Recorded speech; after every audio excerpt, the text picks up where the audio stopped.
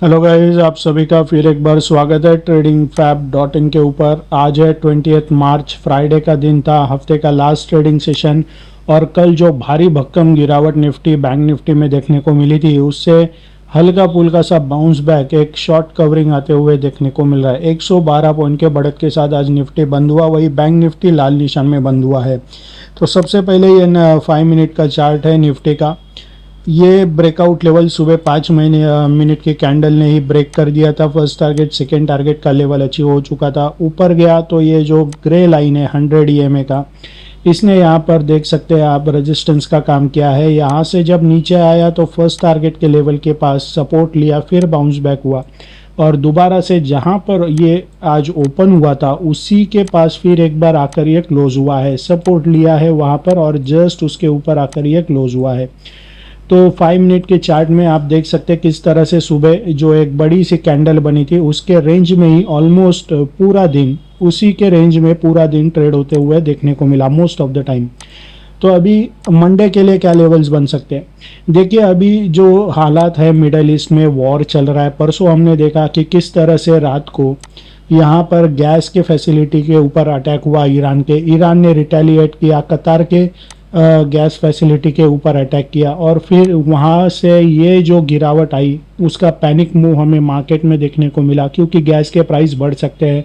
Crude oil के price $110 पर barrel हो चुके हैं, तो गैस के भी प्राइसेस बढ़ जाएंगे तो दुनिया भर में महंगाई बढ़ जाएगी और उसका असर यहाँ पर मार्केट में भी देखने को मिल सकता है। अभी भी ये वॉर कब ख़त्म होगा इसका कोई भी डेट बता नहीं सकते हैं, क्योंकि एस्केलेशन बहुत ज़्यादा हो रहा है। जो भी अटैक कर रहा है उसका रिटेलिएशन दोनों भी देश कर रहे हैं एक दूसरे के ऊपर, और साथ ही साथ मिडल ईस्ट के पूरे जो ऑयल प्रोड्यूसिंग कंट्रीज है वो भी इस वॉर के चक्कर में पीसते हुए नजर आ रहे हैं।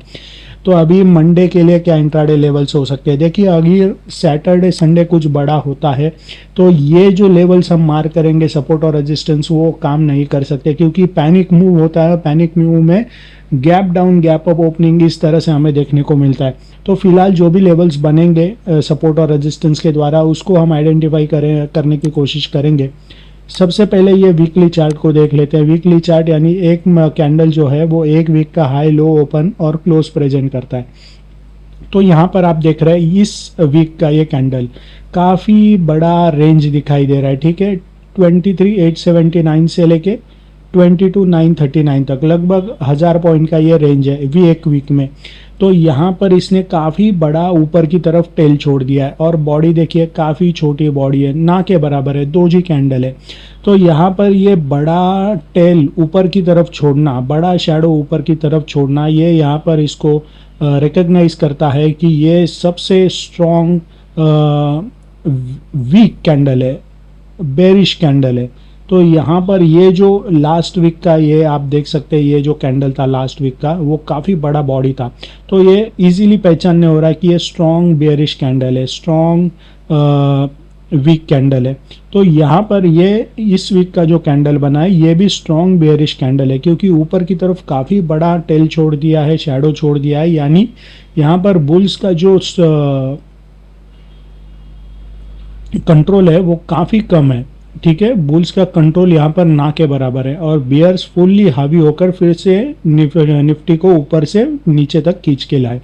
तो अभी ये 23,000 का ये जो लेवल है ना, जहाँ से इसने बाउंस बैक किया है, यहाँ पर ही कुछ दिनों पहले इसने सपोर्ट लिया था। आप देख सकते हैं यहाँ पर सपोर्ट लिया था और इसी लेवल ने 22,800 और 23,000 के लेवल ने कुछ दिनों पहले यानी लास्ट ईयर अप्रैल मई के महीने में ऊपर जाते वक्त यहाँ पर बार बार रेजिस्टेंस फेस किया था। जो रेजिस्टेंस का काम करता है लेवल पास्ट में, वो आगे जाके यहाँ पर सपोर्ट का काम करता है। तो वही एक बार हमें ये लेवल सपोर्ट का काम करते हुए नज़र आ रहा है। तो ये मेजर लेवल बन जाती है। जैसे जैसे सपोर्ट टूटते गए हमने देखा किस तरह से फॉल आया। तो अगर ये 23,000 का भी लेवल टूट जाता है तो यहाँ से निफ्टी हमें 22,000 के पास आता हुआ देखने को मिल सकता है, जहाँ से इसने ये देखिए यहाँ पर यहाँ पर इसने अप्रैल में 2025 में किस तरह से सपोर्ट लेके ये बाउंस बैक हुआ है।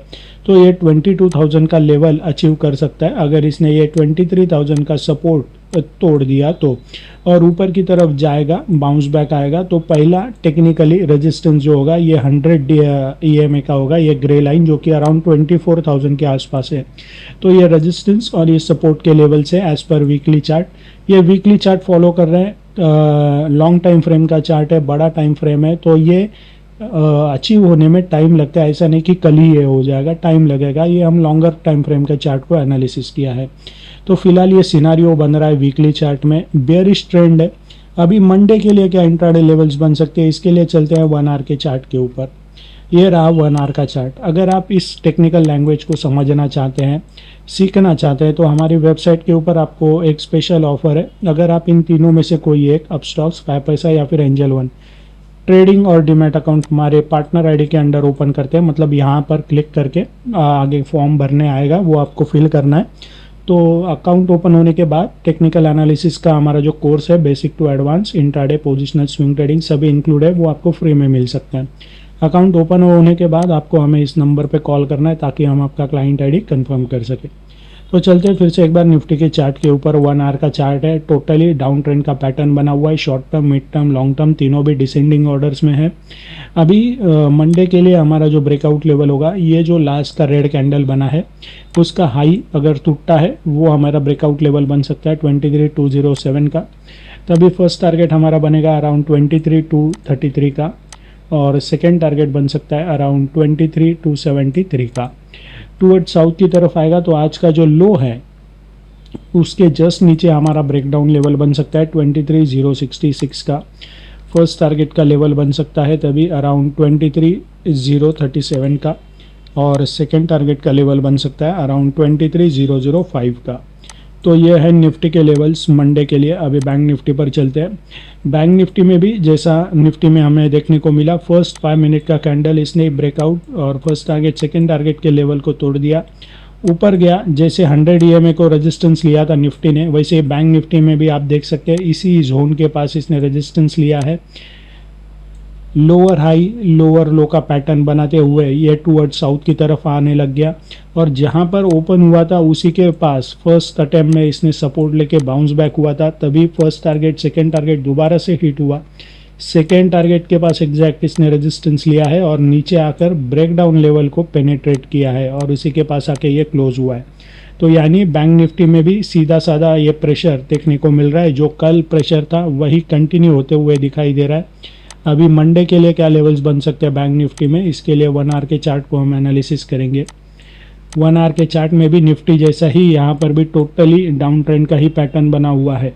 मंडे के लिए हमारा ब्रेकडाउन लेवल होगा आज के लो के जस्ट नीचे, यानी अराउंड 53,268, ये हमारा ब्रेकडाउन लेवल बन सकता है। फर्स्ट टारगेट का लेवल होगा 53,173 का, और सेकेंड टारगेट का लेवल बन सकता है अराउंड 53,065 का।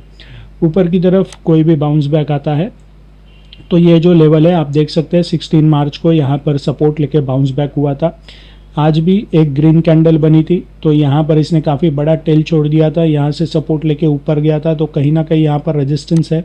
तो ये हमारा लेवल ब्रेकआउट लेवल बन सकता है 53,573 का। फर्स्ट टारगेट का लेवल बन सकता है अराउंड 53,660 का, और सेकेंड टारगेट का लेवल बन सकता है अराउंड 53,761 का। तो ये है निफ्टी बैंक निफ्टी के इंट्राडे लेवल्स मंडे के लिए। वीडियो आपको अच्छा लगे तो लाइक शेयर कमेंट जरूर करें। So thank you very much and happy trading. Investments in securities market are subject to market risks. Read all the related documents carefully.